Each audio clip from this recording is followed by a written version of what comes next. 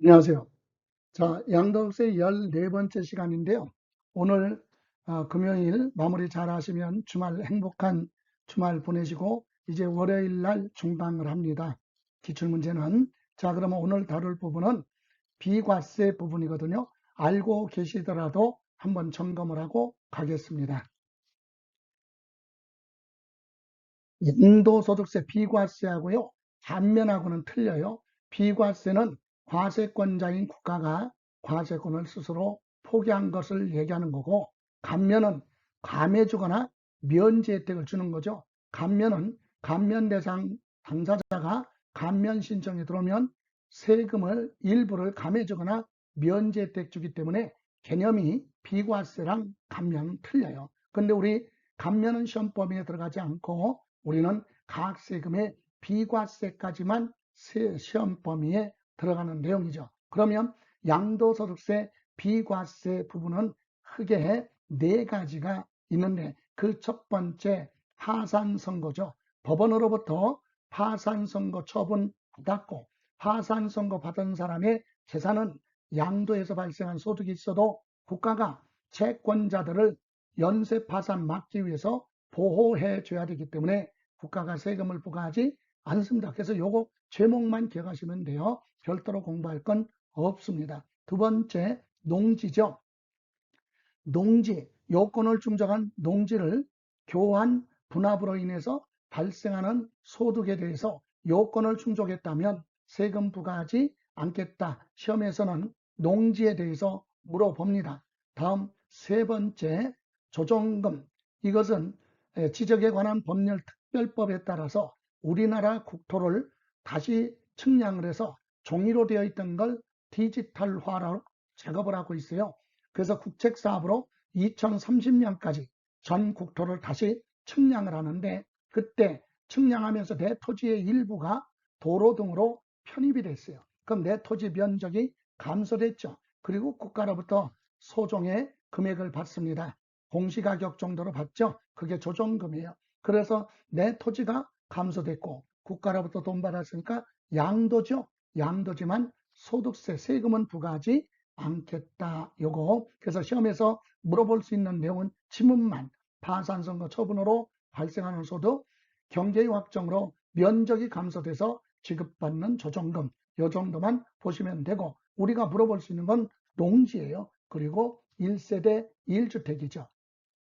주거 안정을 위해서 한 세대가 주택 하나를 가지고 있다가 양도하는 경우 실거래 가격 12억을 초과하지 않는 고가주택이 아니라면 그런 주택이 아니면 양도소득세 비과세 혜택을 주겠다. 그래서 우리 시험에서는 농지와 1세대 1주택을 물어봅니다. 주로 최근에 농지에 대해서 물어봤는데요. 자, 그러면 농지에 대한 비과세 한번 보죠. 그럼 농지가 뭐냐? 실제로 농사 짓고 있는 전답, 과수원 이걸 농지라고 하고 농사 짓는데 필요한 농막, 막사나 퇴비사, 퇴비 창고, 양수장, 연못, 지소, 농도, 수로 등이 농지에 있으면 이 면적도 농지의 범위에 포함이 됩니다. 그럼 이런 농지에 대해서 비과세 받으려면 두 가지 요건이 있는데 첫 번째는 교환 분합할 때 차이가 금액 차이가 크면 안 돼요. 그래서 금액 차이가 적어야 되는데 그 금액 차이가 갑과 을이 소유하고 있는 토지를 교환하는데 갑이 소유한 토지는 공시가격 1억이고 얘는 8천만 원 이렇게 해서 교환을 합니다.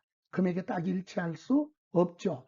이때 교환했을 때 비과세 받으려면 쌍방 토지 가격을 비교해서 가격이 큰 쪽이에요.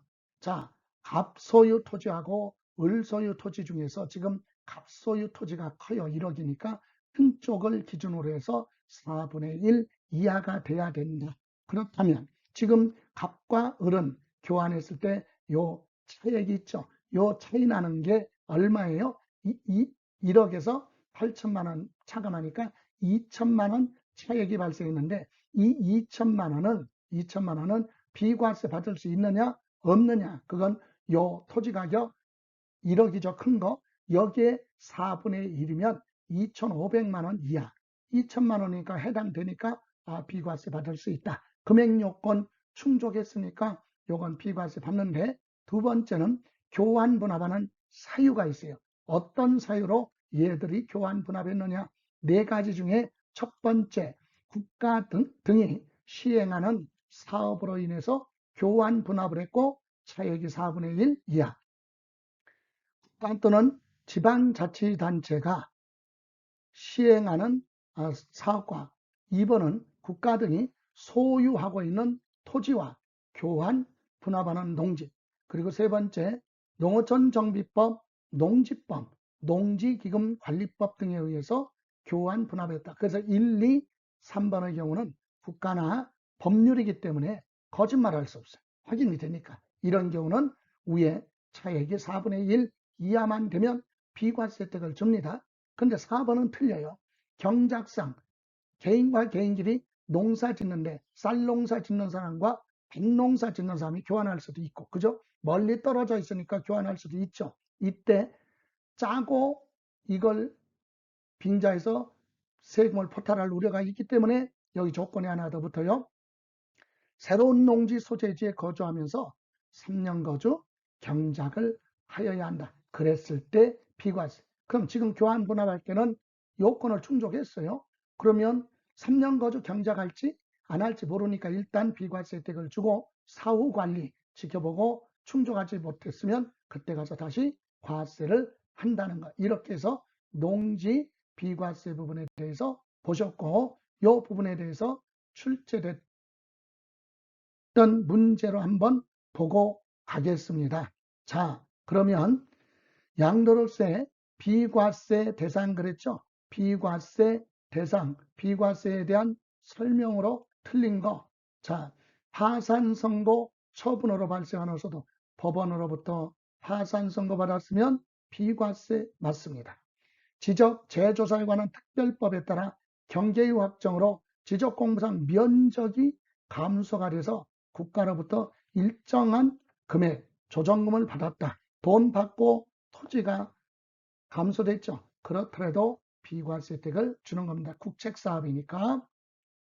3번, 건설사업자가 도시개발 사업에 따라 용역의 대가로 취득한 채비지, 공사비 대가로 받은 채비지를 토지구획 환지처분 공고가 되기 전에, 사업이 종료되기 전에 양도를 한다면 사업이 끝나지 않았으니까 자기 앞으로 등기 못하죠.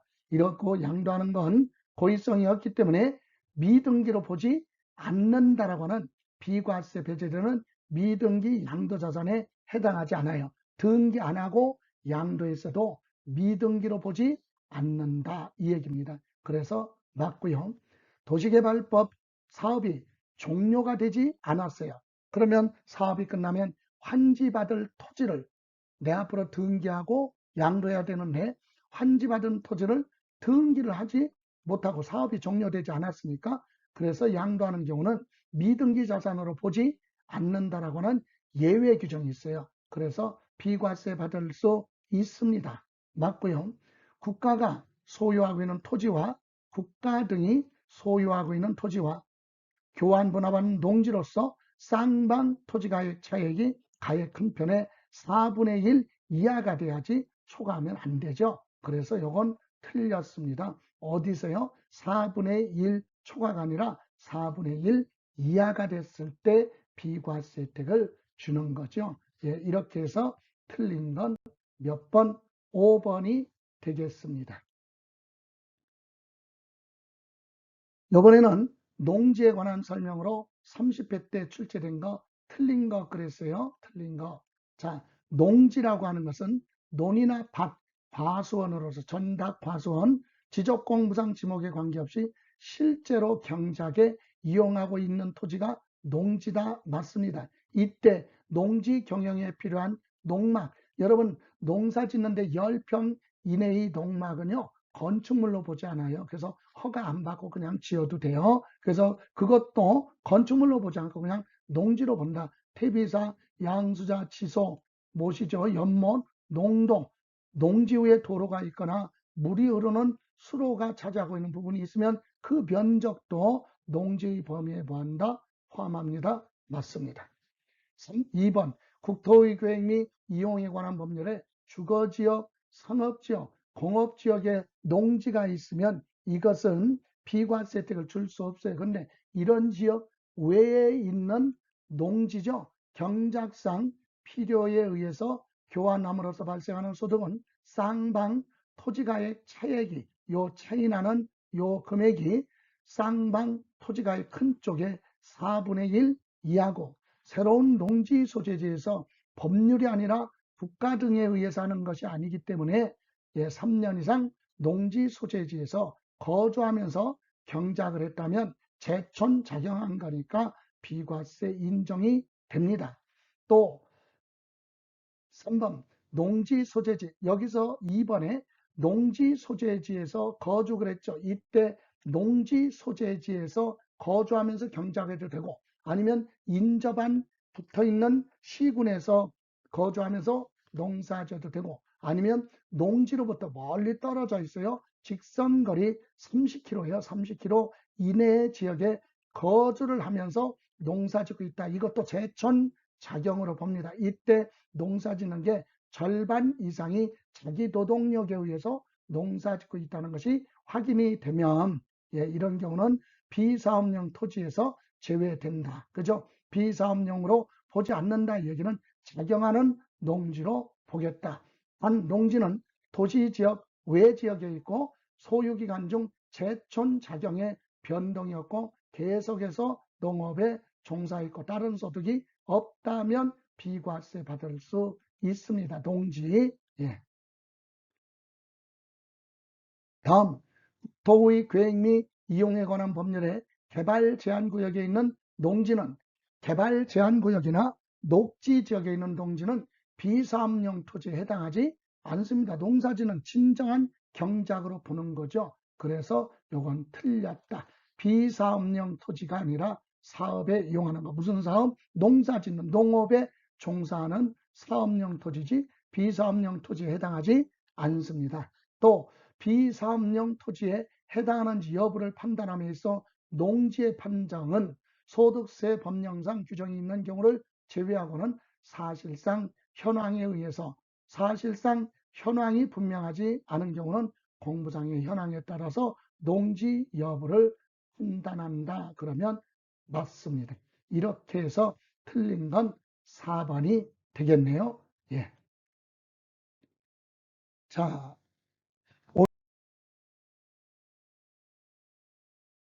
오늘 고생하셨고요. 자, 행복한 주말 보내시고 다음 주 월요일 날 뵙겠습니다. 지금까지 김성래였습니다.